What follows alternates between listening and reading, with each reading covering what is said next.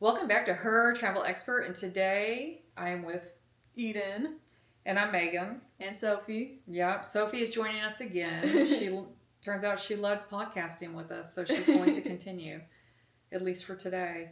Last week we talked about Turkey. We kicked off the first part of Turkey, and we got to talking so much we realized we needed to split it into two podcasts. So if you missed the first portion of Turkey, we went over Istanbul and Cappadocia. And then, so we did a 6 day tour around Turkey and then added Istanbul at the beginning and the end. So about 8 days in Turkey. So at this point, we're 3 days in, 4 days. Mm-hmm. And so we've got the second half of the trip, which brings us to Antalya. which you switch to, you get on a plane and you leave Cappadocia and you fly to and Antalya. Antalya. I really want to call it Antalya, or I do not want to call it that. But So we had another Turkish airline flight. I had another Turkish airline sandwich, not sponsored. I was just very happy about the sandwich. And then we arrived in Antalya, which was very beautiful. Again, not to compare to Greece, but they're both on the Mediterranean. yeah, it's on the coast. Yeah, so that's yeah. a coastal city. Turquoise blue waters, cobblestone streets. It was very pretty. And we only spent a short time there. I think we were just there one night. Mm-hmm. The first thing we did was we went to the Duden Falls, or the Upper Duden Falls. So it's this whole, not a hiking trail, but a walking trail. Yes, very lush and shaded, which was nice because, again, I think Antalya by the coast was the most humid experience of my life that day. But I was glad that we went to the Duden Falls and did the walking trail because you're getting misted by the falls and the stream, and you get to go kind of inside some little cave on the way. And it was super pretty, super lush, and just a nice way to relax. Mm-hmm. And then on our way out, we ended up at a different section with lower. Yeah, so Falls. I believe that was the trail was the Upper Duden Falls, but then it dumps out into the Mediterranean Ocean in this really big waterfall that I believe is just the Duden Falls. But we changed locations. We got in the car and drove in between the two spots, so it wasn't like all connecting. Mm-hmm. I don't think. I think we changed locations. I don't remember. Yeah. So and then it's a massive waterfall, like off the side of the cliff into the ocean. Mm-hmm. So and there were public parks around there too, and there were vendors and people selling Turkish ice cream and stuff like that. So it was a nice area. Probably just one of many stops if you spent more time in Antalya, but unfortunately we just got the one day there. Yeah, we ended up going to what I guess is considered the old city, and they dropped us off right at Hadrian's Gate. Yeah.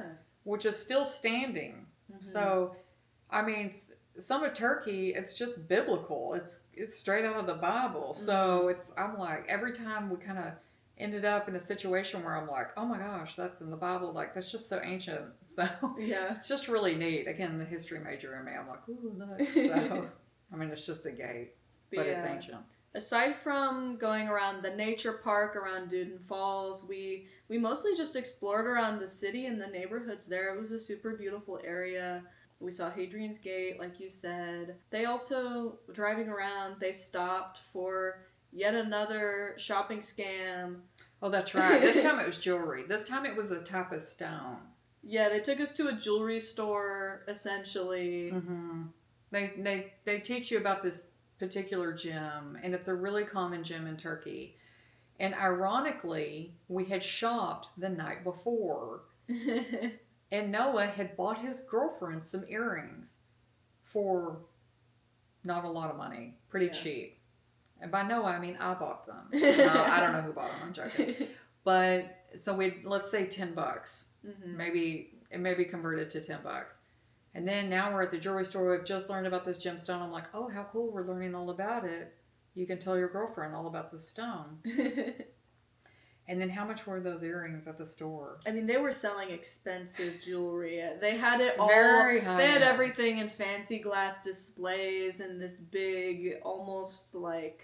So we were like, hey, can we look at those earrings? And they pull them out, and they got them all lit up. And the price was totally outrageous. I'm like, we're done here. Yeah, yeah, yeah. We asked the tour guide if we could leave because it was like this is at this point the third shopping scam they've tried to take us on throughout the trip. And again, they're probably going to try the same nonsense that it's in USD when it's actually Turkish lira. Mm-hmm. And to find out more about the shopping scams, to make sure it doesn't happen to you, be sure and go back and listen to part 1 where we really break it down. But so I'm just like, this is ridiculous. Well, of course, you can't just get out of the jewelry store. You got to go through like a whole gift shop with everything you can think of. And of course, the path to get out is like this, and the tour guide's just following me like, what's wrong? You don't want to shop? Well, they got other stuff. I'm like, I don't want to shop, man. Like, I just want to leave. So we finally get ourselves outside, and we just sit down. There's some chairs out there. Yeah, we just had to sit and wait until the other people in the tour group were done. Yeah, so they're in there getting ripped off. We're outside just chilling, not getting ripped off. And I told the tour guide, I was like, please stop this. Like, quit taking us to these places. You know, we know the scams. We've Googled it. Mm-hmm. Please stop. And he just acts like I'm the biggest jerk on the planet. So, like, oh, what do you mean? Oh. Yeah.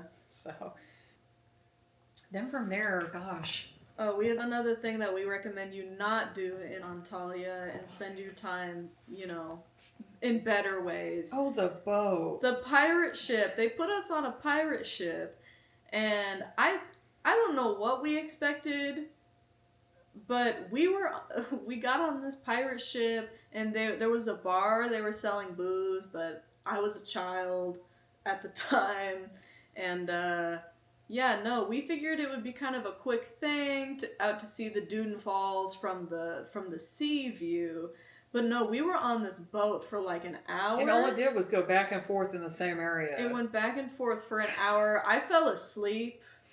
We did a lot on the trip. So. It's hot, it's miserable. Yeah, so don't get on one of those stupid boats. That's a trick. So yeah. It's just not that interesting. You could go to lunch, or you could explore the town more. I think the big thing to do there is a cable car. But for some reason, we didn't do the cable car. And in our itinerary, we're supposed to do a cable car.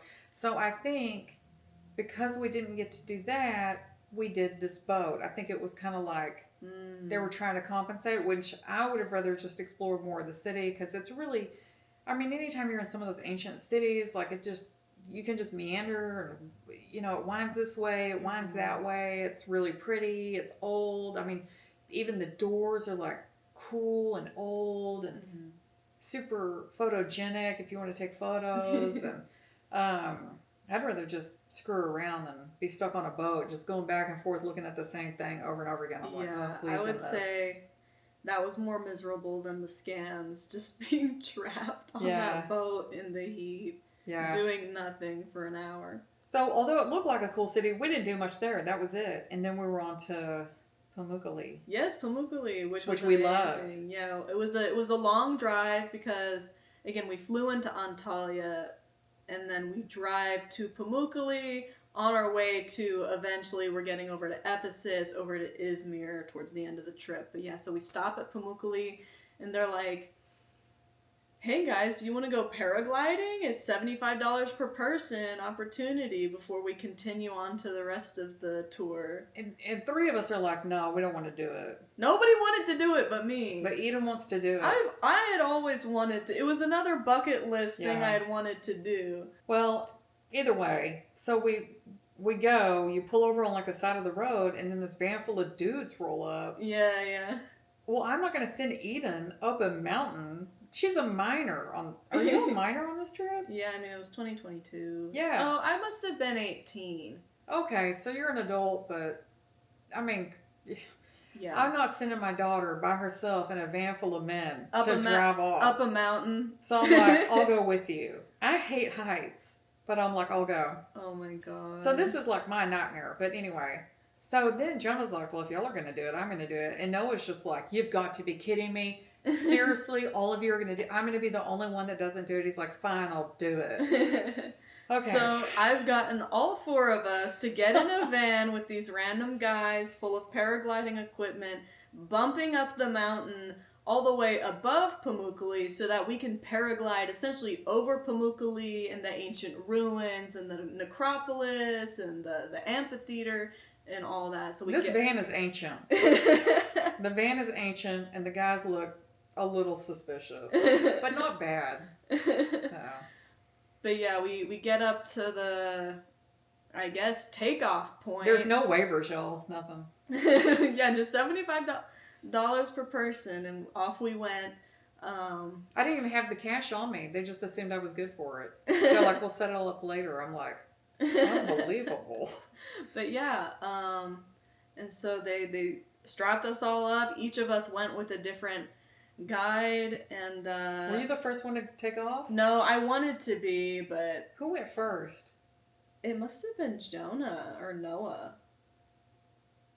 I feel like it might have been Jonah. I was the last one, actually. So whichever one goes off, they run, they catch, they sail away. Yeah, Fine. you run towards the edge of the cliff. And it's windy. They had a wind sock up there to show that like the wind is going, and yeah, you run and it's actually a fairly smooth ride. Wait. Let's back it up to when it's my turn to run off the side of the mountain. Yes, which I got to watch. And like, so they're holding the parachute and they tell you to run. So I'm running. They're like, stop. Because the wind has died down. I'm already scared out of my mind.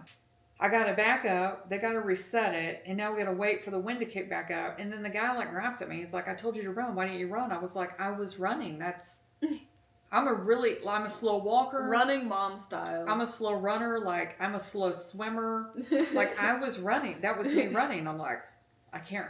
And it's a little difficult when you're kind of attached to the person. So now I'm scared. The wind is going to die again. I'm going to plunge to my death. I need to run harder or this might happen again. I don't know. So I'm just like, so now we got to go. I'm just like, woof, there we go. So it was smooth, but I hated it.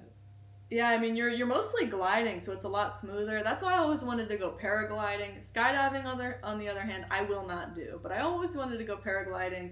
And yeah, we run, we jump. It ends up being a really smooth ride, and we got to overlook all of Pamukkale and everything. And it is tandem. We're all tandem with somebody who does this. Yeah. And they have a GoPro, so you can get a bunch of photo and video, which we got a lot of sick photos. Mom, on the other hand, got like my favorite footage that we've probably ever taken. Because I'm just terrified. Oh my god. He's like, are you having a good time? I'm like, yeah. The look of like pure horror on your face. I hope we can find those photos and put them in on the podcast. Y'all, I was so upset. It was one of the worst experiences. I have never seen you look.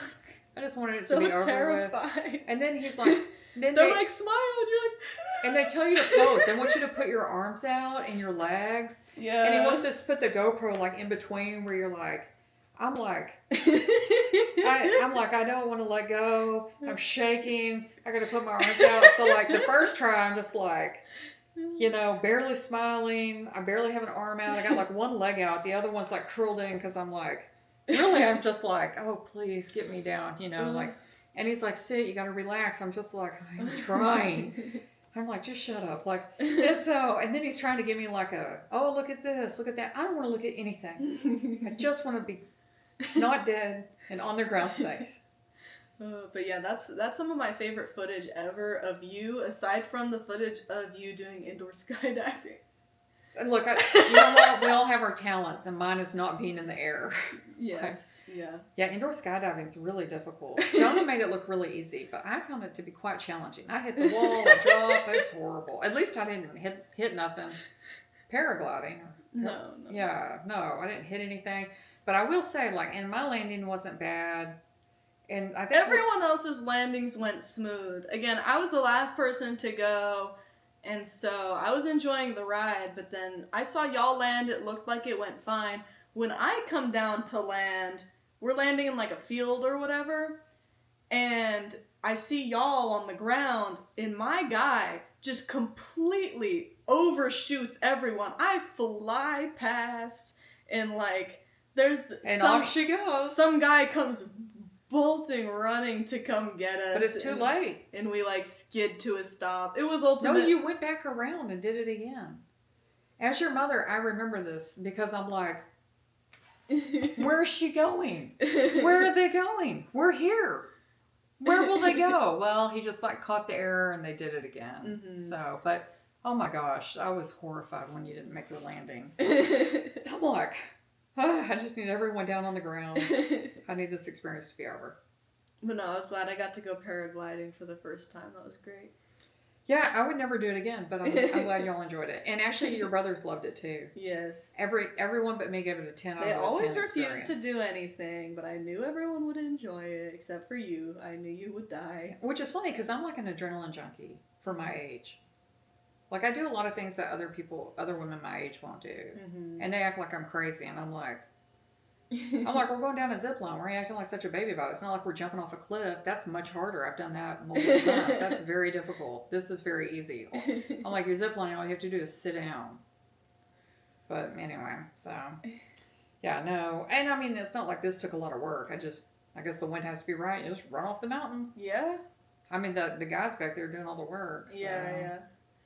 But yeah, and then we just got picked back up in our van, and then we went up to actually see Pamukkale on the ground in person. All of the travertine pools, the thermal pools, which are like pure white, almost like infinity pools over the side of the cliff, and the water is bright blue because of like all the minerals and stuff, so it's super pretty. So if you've seen these hot springs or springs, you might not be able to tell, but you've seen these pictures of them. They're very photographed. It's probably one of the most well-known landmarks in all of Turkey. Yeah, it's a That's UNESCO World Heritage Site. Yeah. First, we soaked in the Cleopatra Pool. Yeah, the Cleopatra Pool, which was full of ruins from like a Roman temple, so you can be in the hot pool, and there's just like columns and other stuff in there too. Was it hot? It was warm. It wasn't too hot. It was also very crowded. Pamukkale was very crowded. I thought it was super cool, but like I was kind of ready to go, especially because so we did the Cleopatra Pool and swam around for a while, which was nice, and then we explored around the travertine, if I'm saying that correctly, where the hot water is. The travertine terraced pools. But it was so slippery. That limestone, again, it's like this pure white, very pretty, but it's limestone, and it was so slick. I thought I was going to fall so many times. I don't know how people were playing and swimming. Were there kids like slipping and sliding on it? Yeah. There was like this one like kind of trough looking area where the water's pouring through. There's a bunch of old men like soaking their bones in it. I was like, okay. But, to each their own. And then they had some art there. So they had like kind of a museum, an open air museum. We saw some interesting art there. There were some ruins there. So, and then I think that pretty much sums up our experience there. They took us to the city where the cruise port is, Kusadasi, which we stayed at a nice hotel there, the Efe Hotel, EFE Hotel. And we had a balcony that kind of overlooked I don't want to say ocean. I mean, we're on the Mediterranean. The sea. Yeah, the sea. But because it is a cruise port, there's, what do you call that? Oh, I don't know. Where it dips in. It's the bay. I should know this. Yeah, sure. And so there were a couple of cruise ships out there. I think there were 2 cruise ships while we were there. That's why so many cruises have the option to go to Ephesus, because this is it's pretty quick. So we stayed the night there. We walked around the town. The town looked really cool, but again, we didn't really spend much time there. We did find a restaurant that we really liked, or I really liked. I looked really happy in all the photos. And the bread everywhere we went was so good. Yes. It was a can restaurant, which I thought was great, but then that's all we did. And we got in late because we came from Pamukkale. Yeah. So checked in. So the sunset was great. Yeah, very beautiful sunset. Very beautiful beach town overall. I was glad we just got to kind of relax and explore around that night and just found a random place to eat. That was super good. As always, I love the Turkish food. I got Adana kebab pretty much everywhere we went. But yeah, and then we went to Ephesus the next day. Yeah, the next morning they picked us up, whisked us away. I will say though, the Efe Hotel, we had breakfast. I guess breakfast included I think they had 2 restaurants at their hotel. And we had a meze breakfast, so it was like all these little cups of food, and we just kind of picked and ate what you wanted. I really like that for some reason. That's one of the things that I don't know why, but that's one of the things I remember the most. But boy, was Ephesus a hit! It was incredible. There's a reason it's so popular, y'all. I mean, and we've been to Rome. We've seen a lot of ancient Roman structures. We've been to the Colosseum. We've been to the Forum. We've been to the Greek Acropolis. Yeah, that's true. And then we've been to the Museum of London, where they have stolen so much of all of all, every all the everything. places we've been are a piece of them is in London. Yeah. We're at the Acropolis. I'm like, oh look, kids, see that missing facade? We saw that on the walls at the London Museum. So yeah, that morning we rolled into Ephesus, and it was phenomenal, like from start to finish. First, they took us to Mother Mary's house. So after the crucifixion of Jesus, two of the disciples took Mother Mary and took care of her and moved her to Ephesus, where she lived out the rest of her life. Yeah, I think they said she left once but then came back, right? And then one thing I didn't know, we're not Catholic, and so they talked about how there was no body, that she also ascended into heaven. And so you can tour her house and where she lived out. Probably, I can't remember. Do you remember how long they said she lived I there? don't remember. I didn't even know that she went off and lived in Turkey until we were there in Ephesus, and they're like, "This is the house of the Virgin Mary," and I was like, "What?" Yeah, but this still goes into so many Christians fleeing the Roman Empire. So, and that's why she was there. And yeah, so they, two of the disciples watched over her the rest of her life. I think it ended up just being one that lived a longer life. And so you can tour the house. It's like 80% rebuilt, I think. I think at one point it burnt down or it had damage due to something. Yeah. And then that was right near all those fountains, those healing fountains. Yeah, so people, they have, I think it was either 4 fountains or 5 fountains. And you can drink the water from the fountains. And it's supposed to be like, one is for wealth, one is for health. I didn't drink enough of any of them, apparently. So, and then there was a wall where you could put a note. You could write like a little note and stick it. We didn't know that was going to be a thing, so we didn't have any way to write a note. So, but yeah, the rest of Ephesus, like all the ruins, I mean, it was huge. There was a lot to explore. There was an outdoor amphitheater, or almost like Colosseum. There were 2 amphitheaters. So the first amphitheater we went in was so big, I thought it was the main amphitheater of Ephesus, and it was not. It turns out that was the small one, because then later in the tour it was like, whoa, like twice as big. The library was really cool at the time. I mean, it burned, but it had 12,000 scrolls in it before it burned, and I think they said it was the 3rd largest library, I think, in the world when that happened. So it's a real shame that it burned down, but the facade is still standing, and you can kind of walk through the facade and see where it would have been at. It was really impressive. One thing that we laughed a lot about were the toilets. That's what I was thinking about, was the toilets.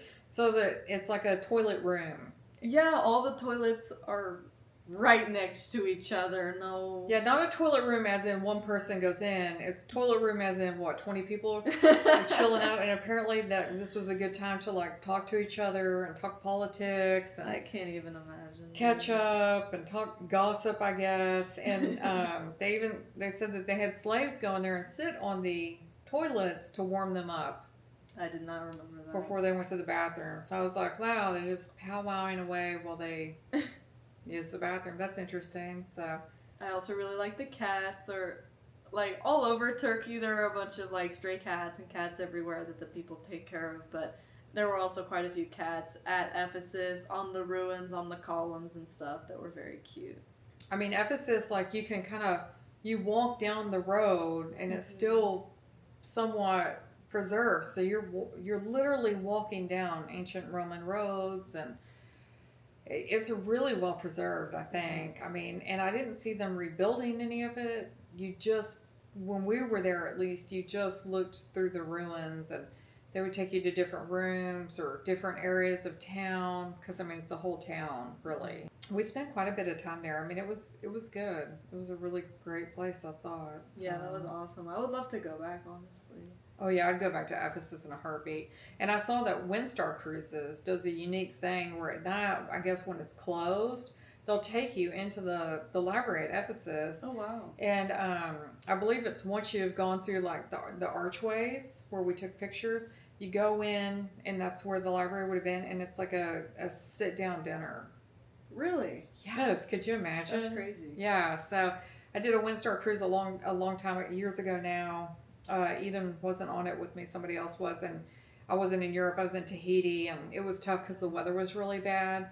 Um, but yeah, I had seen somewhere that you could do this experience. I was like, wow, that's incredible. So I looked to see who had it, and it was Windstar. So, Cool. and it was a lovely cruise line. I mean, Yeah. So No, Ephesus was a really great end to a really incredible trip overall. Like a historic trip, a tasty, very tasty trip. Yes. Yeah, I mean, it has it all. It's got the history, the culture, the adventure, food. yes. Yeah. And then, the hotels we chose to stay in Istanbul were luxury hotels. I didn't necessarily know that when I booked it, but they were very high end. Yeah. And after that, we returned to Istanbul and spent one final night. We found a little restaurant in the heart of Istanbul where I had this delicious, I can't remember what kind of kebab it was. I typically got the Adana kebab, but I got this incredible kebab, smothered in yogurt, süzme yogurt, and spices, and with, some fried eggplant and stuff. It was, the best thing ever. And that was on a little rooftop patio. And that's how we spent our last night in Istanbul. It was very wonderful. Looking back, I wish I'd booked maybe a slightly longer trip. I think another day in Cappadocia. Mm-hmm. There was definitely more to do there. There's definitely more to do in Istanbul. When we were in the two beach towns, really, we spent very little time there. But some of that's part of the Turkish Riviera, which is quite nice, and it would have been nice to have a beach day, or that's true. Yeah. Would have been nice to have a beach day in Antalya or Izmir. But I booked it with no research, so I didn't know. I mean, you don't know what you don't know. So But overall, even despite the issues with the trip and picking, a tour company that may not have been the most trustworthy, we got to see and do so much. Yeah, in a really short period of time. If you can only do part of the trip, what's the number one thing? Cappadocia, yeah. It's phenomenal. Which is crazy to say because Istanbul is phenomenal. It is. Well, yeah, you have to do Istanbul and Cappadocia. You have to fly into Istanbul to, get to Cappadocia. Yeah, so you have to do Istanbul. So no matter where you go, make sure you go to Istanbul and Cappadocia. So whatever trip you plan, those are the two you want to go to. We got by fine with English. Yeah. I don't speak Turkish. Yeah, there were only one or two times where we had some rough encounters, not really understanding. But other than that, again, we were with a tour company and stuff like that, so that made it easier. Yeah, and there was one dinner I tried to order something, and he said no, and so, but then I saw someone else got it, and I'm like, I asked if I could have that, and you said no. But it's not like I can fix the situation. I don't speak Turkish, so it's not, So I was mad I didn't get the food I wanted, but. Was it Turkey that they were shaking their heads, but that actually meant something different? Oh my gosh! I think think that's right because, so we thought they were saying no to us, and they weren't. And they were saying yes. Possibly. Yeah, I can't remember. Was that an ongoing problem throughout the trip? I think it just was that one encounter, but we were so confused, and then I looked it up after. Yeah, because I'm like, why are you jerking me around, dude?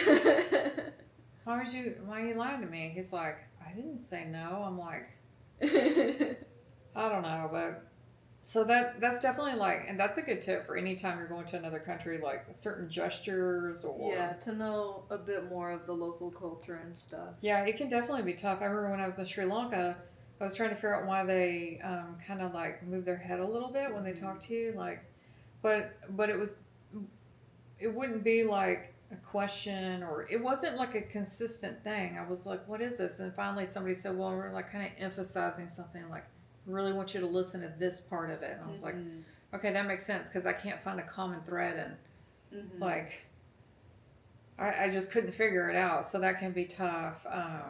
And then I really think doing a tour, maybe not necessarily the tour we did, but doing one of these tours where they take care of the airfare in between the country and pick you up and take you around, because there was so much to see and do and learn about, and it was, I mean, just You would have to devote a lot of time on your own to plan a trip like that, and you wouldn't get half the amount of the information. yeah. You think, I mean, we did days and days and days of this, so just Ephesus is so in depth Mm-hmm. and so rich in information. Even if you are DIYing it and dropping into different towns, hire a tour guide when you're in town, I think. So. Yeah. And then the currency exchange should be really good, so don't get ripped off like we did. You should be paying a lot of money. So the food's really good. We never got sick. Well, thanks for joining us. Like I said, if you missed part 1, go back and listen to it. That's where we really covered Cappadocia and Istanbul. And thank you so much. Thank you so much for joining us as we talk all things Turkey to wrap up this Thanksgiving holiday. And we'll see you next week.